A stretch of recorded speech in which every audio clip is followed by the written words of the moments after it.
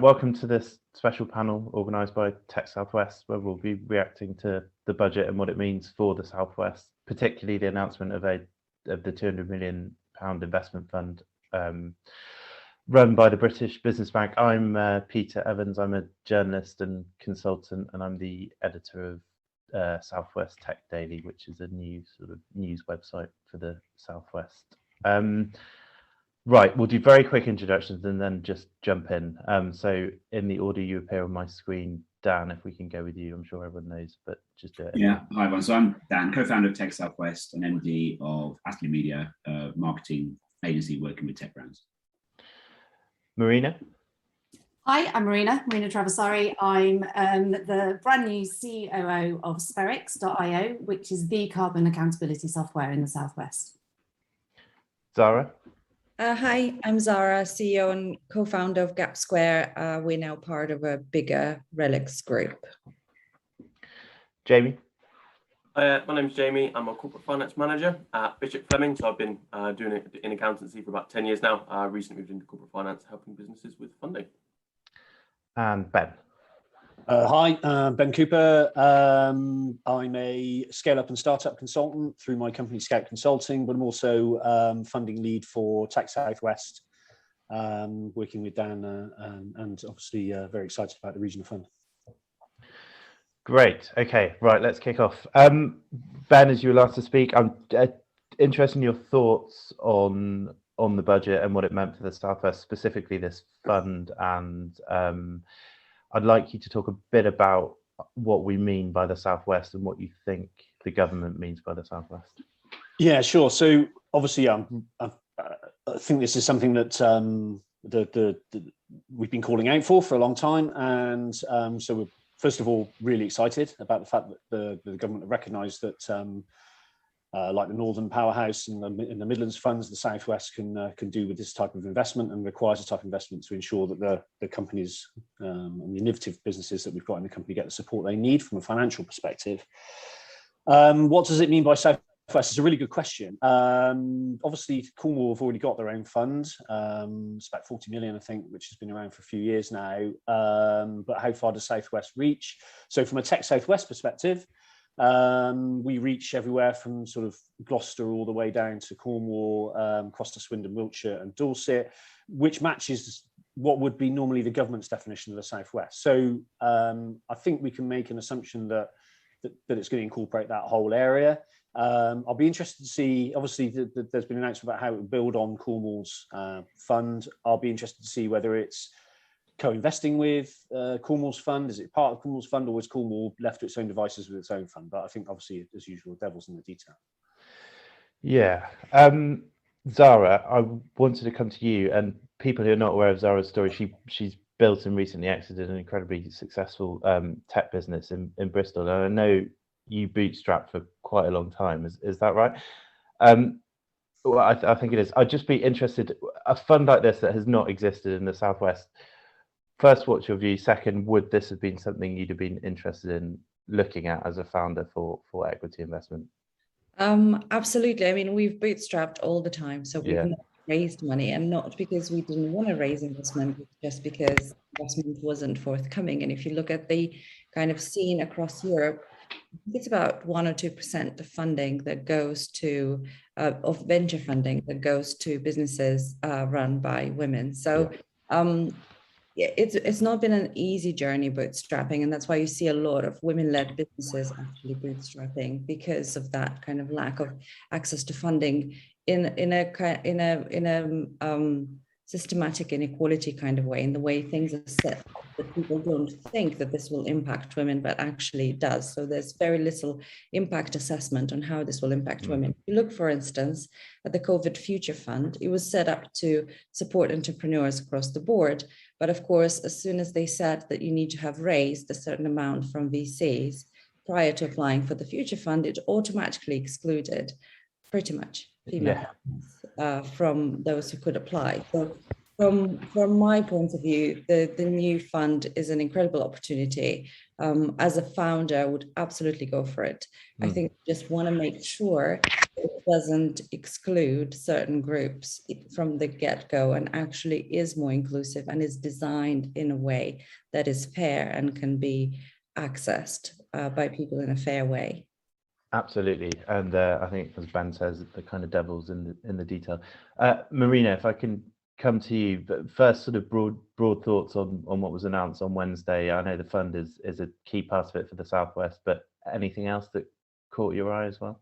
Well, I think, second, both Ben and Zara's thoughts, it's very welcome in the Southwest. I think there's also, you need to bear in mind, there's another 150 million that's been announced in the budget to expand the work of the Regional Angels programme.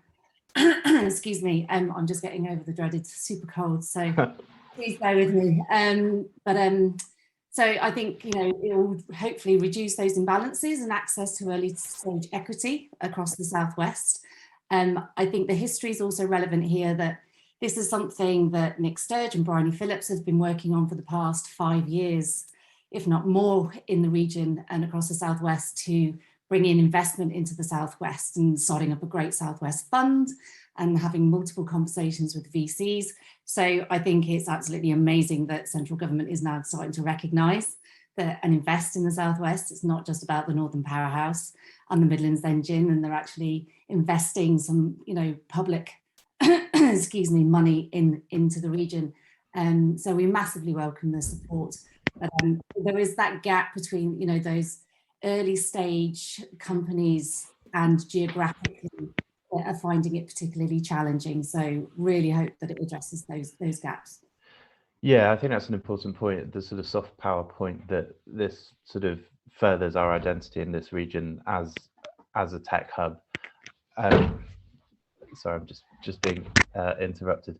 As a tech hub in the Southwest. And on that point, Dan, how confident are you that what's been announced, appreciating the details so far alike, will cover the whole region as we see it? Well, they're calling it Southwest, which is good. In everyone's head, that is slightly different, and we accept that. I think what's interesting is, and really, you mentioned Nick Sturge. He was one of the guys who 5-6 years ago, when we had this random idea of trying to join the dots across the region, he was our Bristol advocate, because already TechSpark was well established. You can see what's happened in Bristol, but some of the other clusters organisations didn't exist in those days.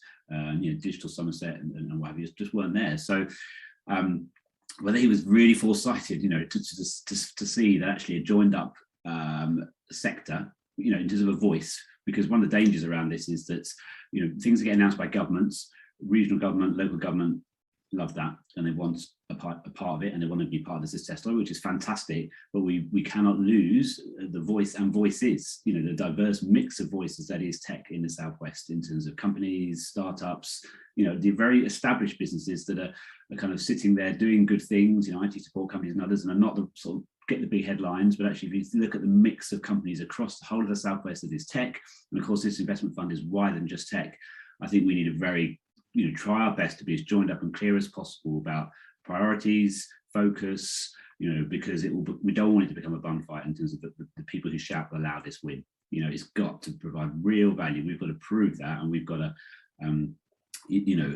help achieve that. And as to the sort of definition of Southwest, let's wait and see. But it feels broad, in terms of the messaging that's coming out, which is good. In every part of the region, Bristol sits in many different kind of hubs and areas. The Western Gateway and the M4 corridor. It looks to London, it looks to Birmingham. It stands on its own 2 feet, but we're also very pleased that it looks down towards this peninsula that sticks out into the ocean. So. I think we'll wait to see, but it looks promising. But I'm just pleased that we are more kind of sophisticated and connected and working together as a sector now than we've ever been. Yeah, it's exciting, and that's a theme that's emerging from everyone I speak to, and I'm sure that's shared. Jamie, just coming to you for a sort of private sector corporate finance view. What are your thoughts on how this fund might work on the ground with the companies you work with day in, day out? I mean, that's a good question, because I think one kind of question that I did have, or what I was thinking, because I haven't got too much into the detail, is just exactly how this will work, because some of these other funds are co-investment funds whereby the government will back other decision makers effectively. So, would this be an extension to that? because I think that scheme's been highly effective, but it's just at what stage in a business's growth is this effective for? Appreciate, part of the wider budget, there was the announcement of the improving of the wider Innovate UK budget, which could support the first really early stage businesses. But while I think the whole statement as a whole was very promising, I just question whether is there a bit of a gap sometimes between the initial stage where grant funding is available and then actually businesses going through that stage where maybe they're not, particularly in the Southwest, because unfortunately a lot of these VC funds are often Southeast based. Is there a bit of a gap there, just around whether, how do those businesses, kind of small market, how are they going to be able to achieve this funding? So that's potentially my only question. But otherwise, I think it's going to be a very promising and effective way of getting this capital onto the ground. Yeah. As ever with governments, the promises, we'll wait and see for what actually happens. And there were teething problems in the Northern Powerhouse and Midlands Engine, we know. Ben, on that, I know you're an expert in that sort of early stage funding. What are your hopes for what happens? And second, do you agree with Jamie, the sort of slight concerns he's raised there? Yeah, look, I think there is a gap for very early sort of pre-seed companies and then obtaining funding. That's for certain. I think we can look at the experiences, I suppose, of the other funds that they've launched. So the fund in Cornwall, I believe, is a match funding fund. So maybe that set a precedent, but then the other funds aren't. So I think the Northern Powerhouse, etc., I believe, is invests standalone, obviously as part of rounds into other companies, but I don't believe it's their match funding. So it'd be interesting to see which side of the fence they land on the. I get the sense there's a lot to be decided about the deployment of the fund, because I think the announcement said that some's going to be debt and some's going to be equity. So there's going to be that 200 million is going to be split a certain way. I guess that's maybe still to be decided as well. So I think there's a lot of work still to be done. But I think James is right. It would be really good to see some of that equity investment or equity funds being directed at the really early stage businesses. So it's great that Innovate is getting more money, and it's great that there's stuff being directed at those kind of early T-level businesses, but often those grants are match funded, and so they need to raise money as well. So if we can also direct some of that regional fund into those types of companies, then we can really accelerate their growth. The regional angel fund presumably answers some of those questions, but I guess the key point is whether we can extend that beyond the sort of wealthy, more established areas like Bristol and into. Yeah, that's right. So the regional funds, the 150 million for the regional angel pot is building on the 100 million that was already out there and it's been pretty successfully deployed, or has been, I think, fully deployed now. But again, it's that needs to be deployed alongside, or managers run that for British Business Bank, and so it's the mandates of those managers that is going to direct where those assets go. So and also they need to be co-invested with angels, obviously, hence the fund. So a couple of things that we need to do in the Southwest is develop the angel community, because obviously it's quite sophisticated in the Bristol area. There's a fledgling group in Exeter that I'm a member of both Bristol Private Equity Club and also Mainstream in Exeter. But we need to develop more angels in the Southwest for that regional angel money to be co-invested with. So there's a lot of work to be done on that side as well. Absolutely. Zara, your comments on inclusivity and diversity of where the funds go were particularly interesting. In terms of practical steps and ensuring that happens, and the 1% stat is a killer stat, and that's from the British Business Bank itself. Only 1% of female-founded businesses, sole female-founded businesses, receive VC funds. What could we do to ensure that this new sort of stream of funding is invested more in a more diverse way than previous funds have been? I think there are multiple routes into that, including the fact that the angel groups themselves need to be a little bit more diverse. Even though a little bit, significantly more diverse, and you hear this argument a lot of the times that the women aren't there, but actually the women are there. Mm. There are a lot of women in the Southwest who have exited their businesses in the past couple of years that I know, and I know significantly more that I don't know. And I don't think any of them are anywhere on the radar for being included in the Bristol Private Equity Club or for being kind of drawn into any other angel investment groups. So it's not for the lack of them being there, it's just for the lack of the structure and how people think about these groups, and also how they perceive these groups, because you walk into one of those groups once and you think, oh, is this really for me? So it's about creating that aggressivity at investor level, and ensuring that the funding does kind of, the matched funding goes into support, it goes alongside investor groups that are more diverse themselves, and also then identifying the founders. And there are a lot of programs in Bristol in particular, but I'm sure kind of in the Southwest, that look specifically around identifying women entrepreneurs and supporting women entrepreneurs. I know NatWest have just launched the new program again. Set Squared is doing a lot of work in the region around women founders. So they are there. It's just about making sure that they are on the radar. Yeah, very good point.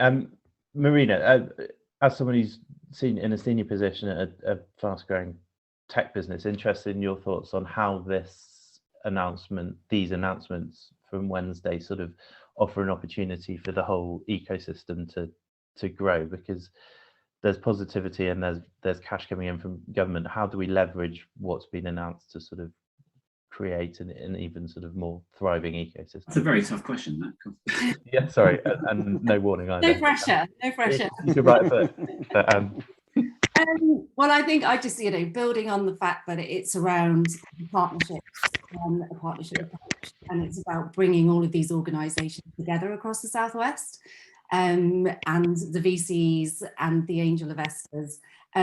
We are more powerful together than individually. So, the female founders group, whether we're looking at founding, founders with people of colour, intersectionality, regardless of whether they're a tech company or whichever vertical they're operating in. It's those organisations. So working with the Chambers of Commerce and across the region, working with the LEPs, with WECA. So it's public-private partnerships, strength in numbers coming together to make a difference. And I think we've seen some real success of that. I don't want to just talk about Bristol, but I am Bristol based, so that's where my knowledge is. And then we've had some great success around the Investment Activator Programme that's being run out through, and that is again a public-private partnership. I think there's about 8 or 10 partners within that, and I think over the past, I think there's 600 million been raised through that public-private partnership in the past 12 months alone. So there's power in bringing people together. I would also like to add, there's been other elements within the budget, the R&D tax credits. Yeah. That scheme has now expanded to scope eligible expenditure to include data sets and cloud computing costs. And it's worth bearing in mind as well, in a couple of years, they're also, for tech companies, restricting the ability to outsource their R&D abroad. So offshoring or development needs to be considered. So when you're thinking, you're planning, there's minimum wage, the impact, on employers and employees, that's increased. So the NI contributions. So there's multiple elements within the budget. It's not just the investment and the 200 million that's going to impact the companies.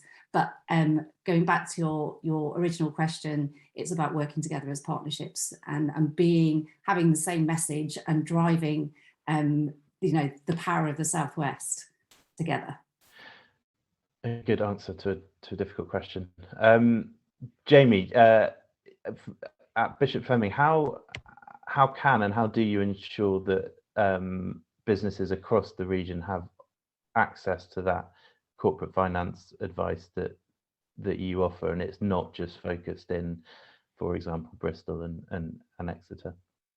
Yeah, I mean, so I think first thing to say is, well, we know we cover the entire patch. It isn't just Bristol and Exeter. We do have Truro toolkit along the way.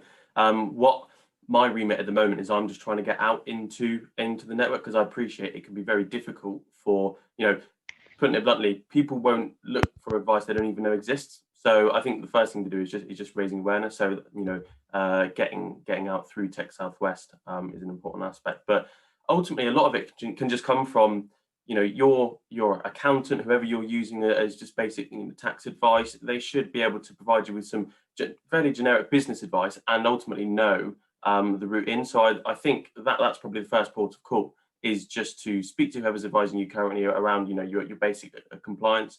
But also it depends the stage of your business. Are you backed by a launch pad? Because they will no doubt have access to one of the wide range of advisors in the sector. So maybe just consider how have you got to where you are at the moment. Look at what advisors you've maybe potentially used at that point, and no doubt there should be a network in place. And if not, then ultimately that's what I'm doing currently, is to try to expand that network so that everyone has access to the right advice when they need it. Because ultimately, and frankly, this is how these kind of investments get deployed, and making sure, particularly like Marina quite rightly said around the changes to the R&D tax credits, again, that should be through proper tax advice, because they can be highly lucrative if done in the right way.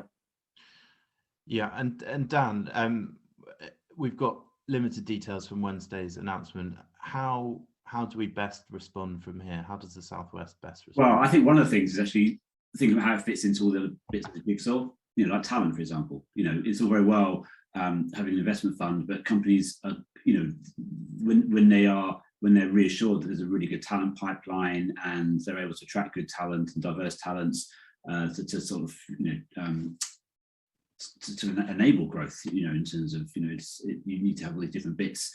So I think some of these fundamental issues will be brought to bear on them even more, because which is good, but the solutions are complicated, and it's not just in the Southwest. In terms of a lot of the tech companies are talking about struggles with talent, wage inflation. Some of that could be quite right. It's happening, of course, but it's creating challenges for leadership teams, and we want to have the right companies in the right sort of position to be able to make the most of this opportunity. So I suppose one of the things is, we can't just wait for the government to say, this is how it's going to work, this is how you apply, off you go. We've got to, as a sector, encourage and support. That there are tech companies out there who will say, oh, well, it's too complicated, or the signposting is just, I don't understand it, or I haven't got time. I still hear that. We just haven't got time to look at, leadership teams, because they're sort of flat out running like this.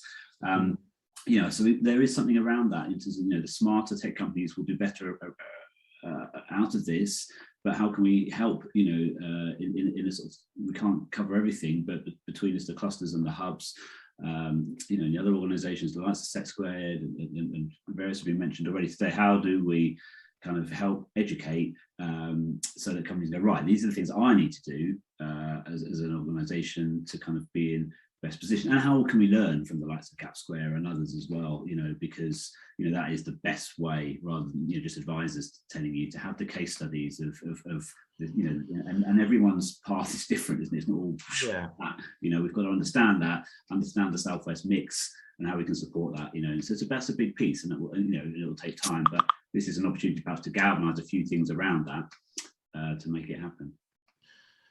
Yeah, and one of the I've always thought, versus other regions like the Midlands and the North, there's a lack of cross-region data that brings together everything we're doing. And we are doing a regional research project with Deloitte and NatWest and University of Exeter and SensorNet at the moment, with Whitecap Consulting, diving into all of that, and that will be published in February, and it's the first one, and it's quite full on, so that will shed some light, and that's two things: Southwest overall, but also looking at it area by area as well. And we're going to get whole new data sets available to share with all the tech clusters and what have you as well. So that will, I think that's really important, actually. Ben, were you going to come in there? I was just going to say, I think Dan's right, and what we're saying here is, we're talking about a specific part of the budget. But Dan's right. It's just one of the issues that's in the Southwest. So from a Tech Southwest perspective, we look at it with three sort of key pillars, with funding, support, and talent as the three key, or what we're told by clusters, by members of Tech Southwest, the key challenges that they have. And so what funding is one pillar of that. So we need to be able to hit that sweet spot of the Venn diagram of bringing all three of those things together. We still need to develop talent.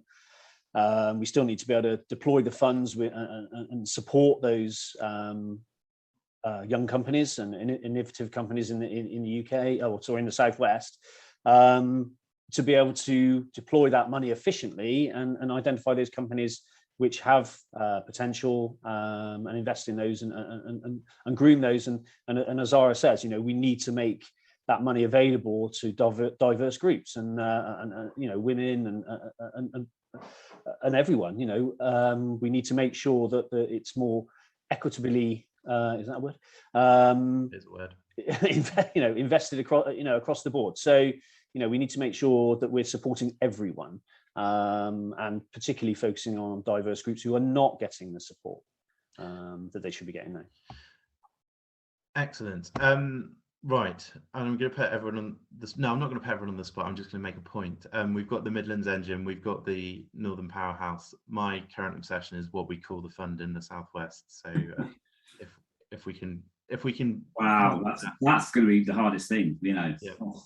Unleash the force of the whole of the Southwest and different parts of the Southwest. Yeah, get something that everyone agrees with is almost. Well, brand and identity at the Southwest is I love that, because I'm a brand and communications person, but I'd love to just hear from different people just briefly the final thoughts around that. It feels like there is an identity emerging, and it's we are different. We like being out on the edge. We're not London. People are creative. You look at the Bristol buzz, but you look at the Cornwall buzz. There is something about us out here. You look at clean tech for good. I know all regions will probably say similar things, but there is something sort of shaping up a bit around that, and it's quite hard to define what that is, but maybe that feeds into this a bit. I don't know. Yeah, it seems a name that brings people together is important. I think. Anyway, right, we're about out of time. Thanks for everyone for joining. I think it's been really interesting. Please carry on joining in the debate on Southwest Tech Daily and via our social channels, and hopefully Tech Southwest can organise some more great events like this. So thanks everyone. Thanks for the invitation. Thanks everyone. Thank you. Thanks everyone. Thanks Peter. Cheers guys. Thank you.